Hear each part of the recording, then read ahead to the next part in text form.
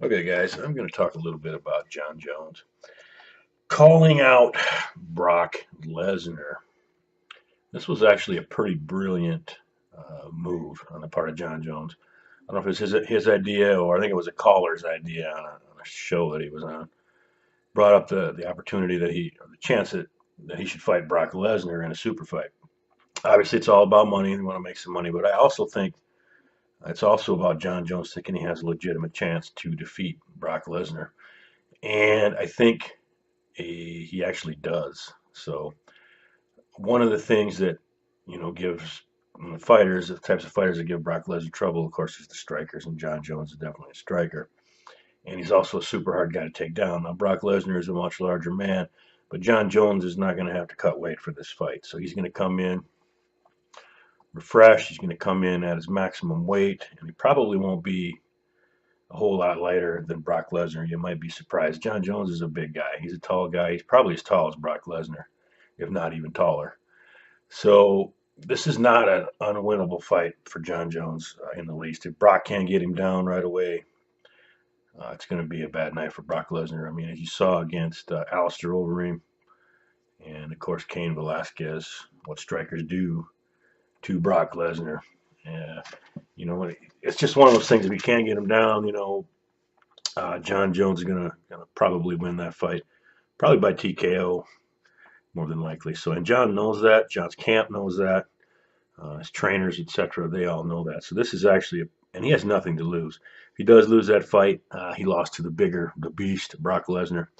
So really, this is actually a pretty smart move by Jon Jones. He's going to make a ton of money. This is the big money fight. I would rather see Jon Jones fight Stipe.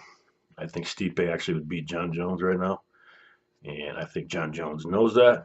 But then again, you got Gustafsson should be next, and that will actually be a very good fight. So I think you know once he gets done with Gustafsson, if he wins that fight, and that's a possibility that he doesn't because Alexander Gustafsson gave him a hell of a fight last time.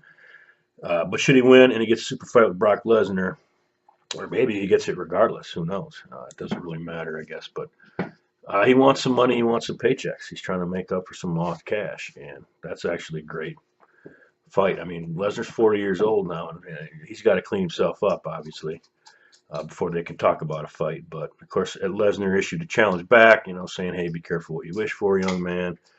Those kinds of things. So obviously he wants to fight, and Lesnar's probably going to make another 10 million off this fight. Jon Jones will make 10 million, whatever it is. A lot of money to be made. I see this fight happening, but it's probably not going to be for a year. Lesnar's got to clean up, man. Lesnar obviously running some tea. Whatever it is, he's got to get off that. He's got to get tested.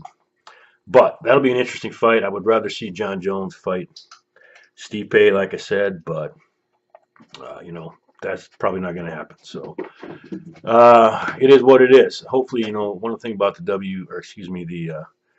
uh, one of the things about MMA right now and the UFC. Sorry, my dog's being freaky.